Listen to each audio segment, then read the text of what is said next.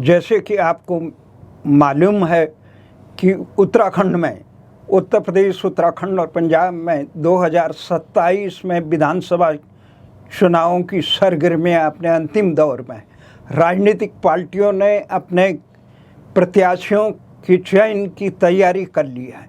उत्तराखंड जो देवभूमि के नाम में जाना जाता है, आज हमारे साथ हैं उत्तराखंड राज्य आंदोलन के शीर्ष नेता, सर्वोच्च न्यायालय के वरिष्ठ अधिवक्ता अवतार सिंह रावत जी। अवतार सिंह रावत जी, आपका स्वागत है प्यारा उत्तराखंड में। बहुत बहुत धन्यवाद। नमस्कार साथियों, 2027 की विधानसभा चुनाव में किस ढंग से होगा? आखिर रावत जी जो उत्तराखंड राज्य गठन के लिए जिन्होंने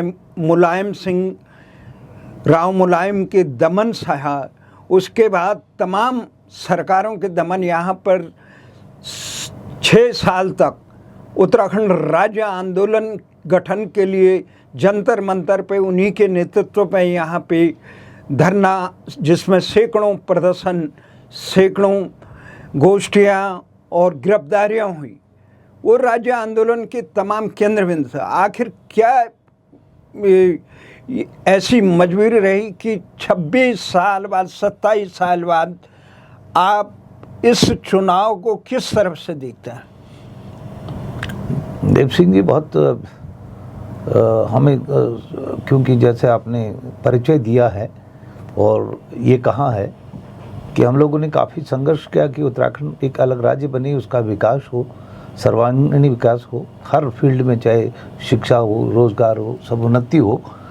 लेकिन पिछले 26 सालों के बाद ये देखा गया है कि विशुद्ध वहाँ पे एक राजनीति हुई, व्यक्तिगत स्वार्थों की राजनीति हुई, और जो जिस उद्देश्य से राज्य का निर्माण किया गया था, हम लोग लड़े थे, वो कहीं दूर वो हो गया है।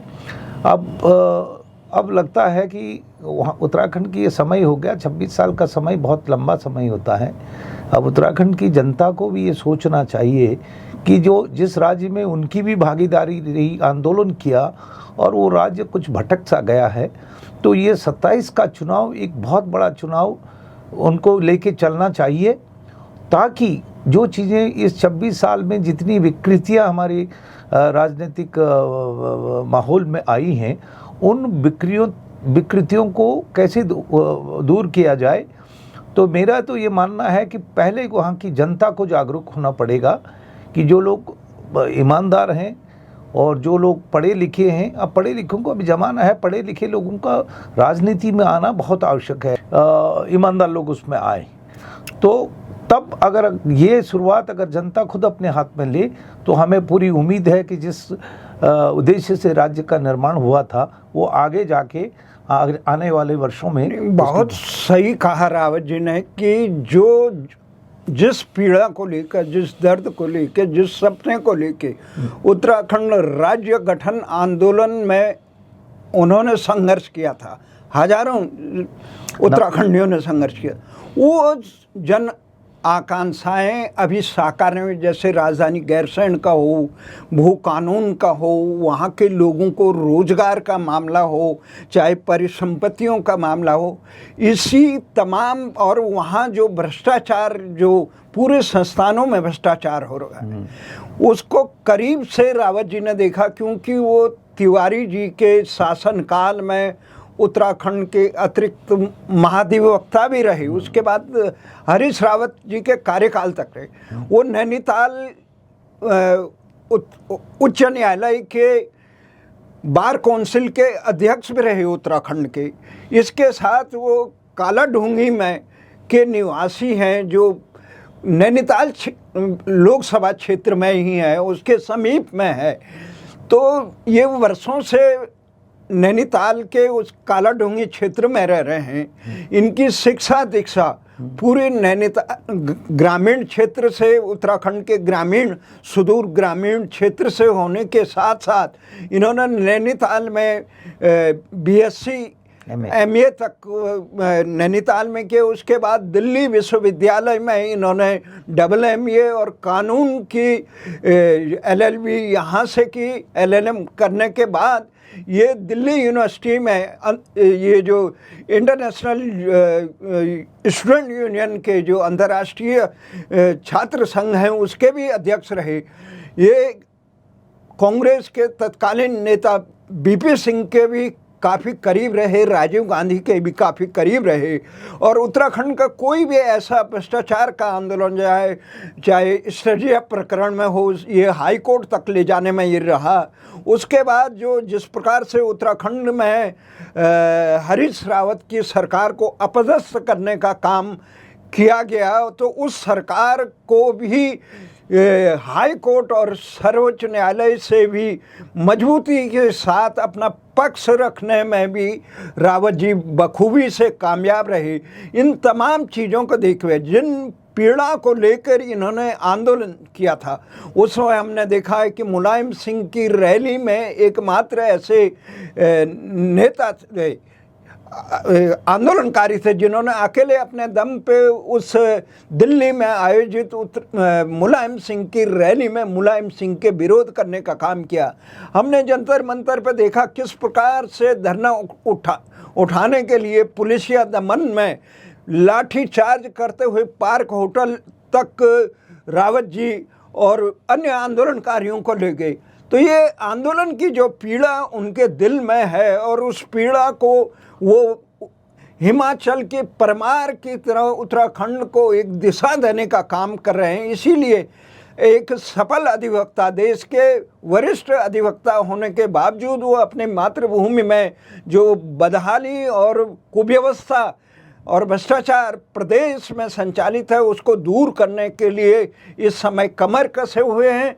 और नैनीताल की लोकसभा क्षेत्र के कालाढूंगी विधानसभा क्षेत्र जो उनके कार्य क्षेत्र भी रहा, वहाँ से अपनी मजबूत दावेदारी कर रहे हैं। उसके बारे में किस प्रकार का कालाढूंगी का क्षेत्र है रावत जी, और किस प्रकार से आप वहाँ पे दिशा देने का काम कर रहे हैं? देव सिंह, जैसे आप तो हमारे साथी रहे, आंदोलन के सबसे प्रमुख नेताओं में रहे, आपने देखा होगा हमने यहाँ आंदोलन किया और आंदोलन करने के बाद राज्य निर्माण के बाद मैं एक सफल सर्वोच्च न्यायालय का अधिवक्ता भी था और सब चीज़ ठीक चल रहा था। लेकिन मुझे यही एहसास हुआ कि भाई हम लोगों ने यहाँ आंदोलन तो किया और अगर मैं ही अपने प्रांत में नहीं जाऊँगा तो फिर कौन जाएगा। तो इसलिए मैंने दिल्ली सुप्रीम कोर्ट की वकालत को कम करके मैं नैनीताल इसी पर्पज़ से गया था, इसी उद्देश्य से गया था कि मैं वहाँ कोई पॉजिटिव कंट्रीब्यूशन हमारे समाज को जो भी है एक सही दिशा दे पाऊँ। तो इस बीच हमने वहाँ देखा कि हमारे धीरे धीरे हम भी कई, चाहे मैंने पब्लिक इंटरेस्ट लिटिगेशन से कई बड़े सामाजिक काम किए वहाँ जिस उद्देश्य से मैं गया था, लेकिन सबसे दुख की बात ये होती कि हमारे जितनी भी संस्थाएं हैं, इंस्टीट्यूशन हैं, वो धीरे धीरे अपना अस्तित्व खोती जा रही है, उनका बहुत डाइल्यूशन हो गया है। तो इसलिए इस बार मैंने ये सोचा, क्योंकि मैं पहाड़ से ही पैदा हुआ, वहीं इंटरमीडिएट किया, वहीं खेती किसानी करते हुए यहाँ आया और यहाँ आने के बाद अब मैं वापस 2007 में अगर नैनीताल चला गया था, तो नैनीताल में मैंने ये देखा कि भाई पहाड़ का आदमी है तो पहाड़ में घर होना चाहिए, इसलिए मैंने घर बनाया। और इस बीच में उस पूरे एरिया में या अब जहाँ भी आंदोलन होता है उत्तराखंड में सब जगह हमारी भागीदारी होती है। तो हमने ये सोचा है कि ठीक है, हमने एक संघर्ष का काम तो किया, लेकिन एक पॉजिटिव जो होता है एक कंट्रीब्यूशन समाज के विकास में दें। तो इस बार हमने मन बनाया कि हम उसको वो करेंगे, एक दिशा देने में सहभागिता के लिए अपना भी उम्मीदवारी हम पार्टी से कह रहे हैं कि हम भी उम्मीदवार हैं। मिल जाएगा तो ठीक है, नहीं तो हम वहाँ पे काम कर ही रहे हैं। और मैं लगातार गांव देहात में जाता हूँ, लोगों को अगर कोर्ट के माध्यम से अन्याय होता है, लोगों की ज़मीनें छीन ली जाती, घर टूट जाते हैं, तो उन मुद्दों को मैं बखूबी उठा रहा हूँ। और मैं तो जैसे मेरी सुबह से आपको मालूम होगा, हम आंदोलन के दौर रात दिन काम करते थे, अब भी हम वहाँ थोड़ा 5-6 घंटे जो सोते हैं वैसे भी सोते हैं, नहीं तो हम 24 घंटे या तो क्षेत्र में जाएंगे, अपना काम करेंगे, कोई फालतू काम वो नहीं कर रहे हैं। लेकिन हमें उम्मीद है कि शायद धीरे धीरे, अब बहुत समय हो गया, उत्तराखंड की जनता खुद जानेगी। वो चाहे जिन लोगों ने ठगी करके पैसा कमाया, खूब राजनीतिक जो माध्यम से लोग करोड़ों अरबों हो गए, और आज के दिन भी एक शिक्षित ढंग से वहाँ का विकास होने की जगह लोगों की नज़र रेता बजरी ये सब इसी पे बनती है, इसी बैकग्राउंड के लोग ज़्यादा तक राजनीति में आए। तो इस बार मैं ये उम्मीद करता हूँ कि जितने भी राजनीतिक दल वहाँ पे राजनीति करते हैं, उनसे मेरी एक उम्मीद भी है कि वो अपने अपने दलों में अच्छे लोगों को समय देंगे, ताकि पूरे उत्तराखंड का एक सर्वांगीण विकास हो, उत्तराखंड उन्नति करे। ये मेरा मानना। रावत जी, आपने बहुत अच्छी बात कही कि जो पीड़ा है उत्तराखंड आंदोलनकारी की या उत्तराखंड की आम समर्पित जनता की, उस पीड़ा को, उस दर्द को आपने देखा गांव में, बचपन में गांव में घास काटने से लेकर स्कूल जाने तक किस प्रकार से आम आदमी संघर्ष करता है। ये सौभाग्य रहा उनका कि उनके मामा जी, जो उत्तराखंड के जो सबसे बड़ा समाचार पत्र है उत्तर उजाला, भंडारी जी इनके सगे मामा हैं। उनके नैनीताल से पूरे क्षेत्र में उनका बड़ा अच्छा प्रभाव रहा है।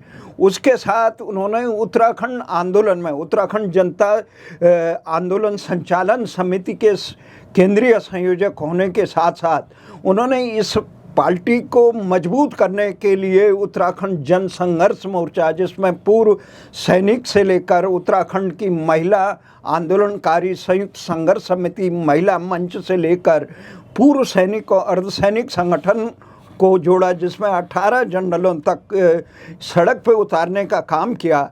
और इसी के साथ इन्होंने पूरे आंदोलन को जिस प्रकार से इसको बेहतर राजनीतिक ताकत बनाने के लिए उत्तराखंड जनता संघर्ष मोर्चा के लिए काम किया। इनकी इसी खूबी से उत्तराखंड के जो वरिष्ठ नेता हैं, चाहे हरीश रावत जी हो या भगत सिंह कोश्यारी हो या खंडूड़ी जी हो, तीनों इनकी प्रतिभा के कायल रहे कि एक भ्रष्टाचार के मुद्दे पर, कि भ्रष्टाचार से किसी प्रकार का समझौता नहीं करते हैं, चाहे वकालत में रहे, चाहे उत्तराखंड सरकार के महाधिवक्ता के अतिरिक्त महाधिवक्ता के रूप रहे। इन्होंने करोड़ों अरबों की जो ज़मीनें हैं जो कब्जा किए हुए, उनको लोगों सरकार को वापस लेने का काम किया। और भ्रष्टाचारियों के खिलाफ एक संकल्प लेकर कि परमार ने जिस ढंग से हिमाचल को मनाया था, आज उसी संकल्प को लेके, ये मन पे लेके आज फिर उत्तराखंड को भी उसी दिशा में खुशहाल और आदर्श उत्तराखंड बनाना चाहते हैं, जिसके लिए उत्तराखंड के तमाम आंदोलनकारी शहीदों ने, बलिदानियों ने, आंदोलनकारियों ने संघर्ष किया। इसी आशा और विश्वास के साथ इस प्रकार के तमाम लोग जब आंदोलन में आएंगे, राजनीतिक रूप में जनप्रतिनिधि बनेंगे या चुनाव में उतरेंगे, तभी एक अच्छा वातावरण, जो ये नहीं कि जो घुसपैठिए उत्तराखंड में घुस रहे हैं, कहीं से भी अपराधी उत्तराखंड में आकर वहाँ चुनाव लड़ जा रहे हैं, उन पर अंकुश लगेगा। और उत्तराखंड की राजनीति में जो अपराधीकरण हो रहा है, जो शासन प्रशासन का अपराधीकरण और भ्रष्टाचारीकरण हो रहा है, उसको निवारने में महत्वपूर्ण काम करेंगे। इसी आशा और विश्वास के साथ इस परिक्रमा में उत्तराखंड की आगामी विधानसभा चुनाव के 27 में हमारी हार्दिक शुभकामनाएं। अवतार सिंह रावत जी को धन्यवाद। धन्यवाद देव सिंह जी। और मेरा सभी आपको भी ये विश्वास है कि अब चूँकि मेरी बीच में जिम्मेदारी था बच्चों को पढ़ाना लिखाना, इसलिए मैं कुछ दिनों के लिए बैठ गया था, बच्चे मेरे अपना पाँव पे खड़े हो गए, तो अब मैं अपने को पूरा रीडेडिकेट करना चाह रहा हूँ उत्तराखंड के उस कॉज के लिए जिसके लिए हमने राज्य की लड़ाई लड़ी थी। और आप लोगों के आशीर्वाद से अगर मैं सफल हुआ तो मैं ये आश्वासन ज़रूर देता हूँ कि मैं आने वाला जो मेरा भविष्य है पूरा उत्तराखंड के विकास के लिए अपना समर्पित करूंगा। इन्हीं शब्दों के साथ मैं आपका और आपके स्टूडियो के सभी लोगों का धन्यवाद करता हूं। धन्यवाद।